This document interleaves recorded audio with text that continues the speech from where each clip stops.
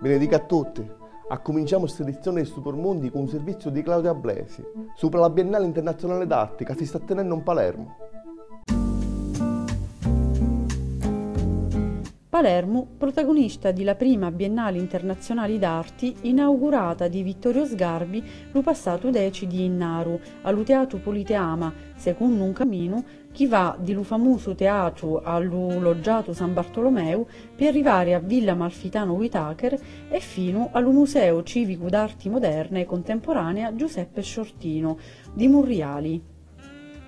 Nata di una idea dell'editore e critico d'arti Sandro Serradifalco, la Biennale presenta allo pubblico siciliano, in diversi scompartimenti dedicati allo panorama, alla figura, alla scultura, all'acquarella e all'informali, 814 opere provenienti dai 50 paesi del mondo, creati di 700 artisti. Per ciascuno scompartimento, la commissione diretta dallo critico Paolo Levi aveva a scegliere alcuni tra i più importanti artisti contemporanei nazionali e esteri. Uno scompartimento speciale si dedicava ai grandi artisti del Novecento, mentre per fare una Biennale d'Arti che rappresenta le varie espressioni artistiche contemporanee ma consolidanti di forti liami presenti con la tradizione, una parte delle esposizioni si dedicava ai grandi maestri di passato. Dunque una Biennale della tradizione, capaci di far rivalere le tecniche di passato e di esaltare i più innovativi mezzi espressivi. Evento culturale unico per Palermo, la rassegna, oltre gli alti valori di pittura rappresentati, volesse individuare un viaggio alla storia dell'arte del Novecento, che volesse permettere di distinguere gli scoli nazionali, i reciproci riflessi, la nascita del moderno. Le opere presenti in tale galleria fanno arriviscere momenti e sensazioni che trasmettono messaggi legati all'evoluzione dell'umanità. La Biennale si conclude il prossimo 3 di febbraio. Il Museo dello Risorgimento ha resica di cuore, perché la Società Siciliana di Storia Patria non aveva più denaro per poter continuare la sua attività. Vediamo il suo servizio di Fonso Genchi.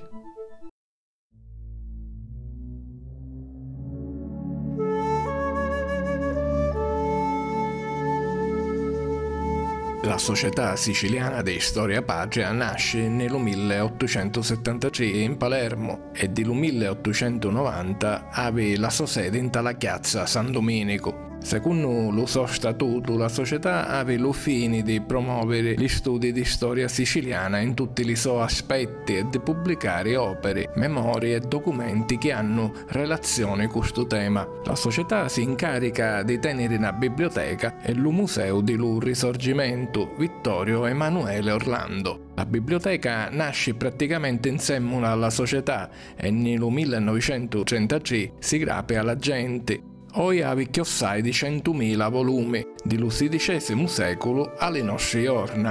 Il museo si inaugurò nel 1918, dopo che Alfonso Sansone, presidente della società di Tanno, durante la Grande Guerra del 15-18, ha raccoglito un poco di materiale. Il museo, dopo gli ultimi travagli di restauro, che durarono 4 anni, grapiò a rere il 29 di maggio del 2010, numeroso il materiale salvato che si riferisce alle rivoluzioni indipendentiste del 1820-21, del 1836-37 e del 1848-49, oltre che del relativo al 1860. Oggi la Società Siciliana di Storia Patria ha risica di chiudere per sempre e qui mi demma la sua biblioteca e il suo museo.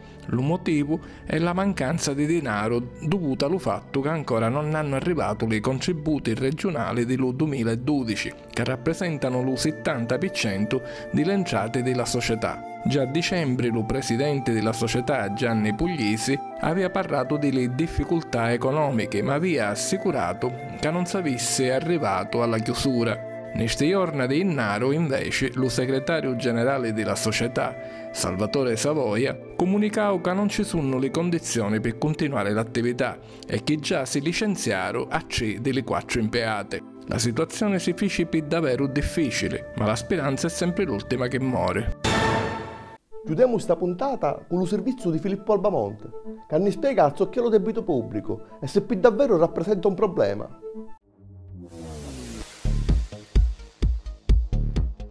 In tale passata puntata di Stupor Mundi ne abbiamo addimannato perché i partiti, invece di affrontare la questione della sovranità sopra la moneta, parlano sempre di tassi, di evasioni fiscali e di tagli dell'austerità.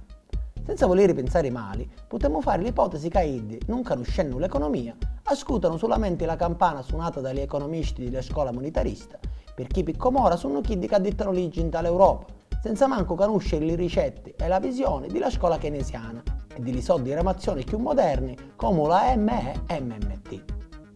Zocco dicono queste importanti scuole economiche? Cominciamo cercando di capire ciò che è il debito pubblico.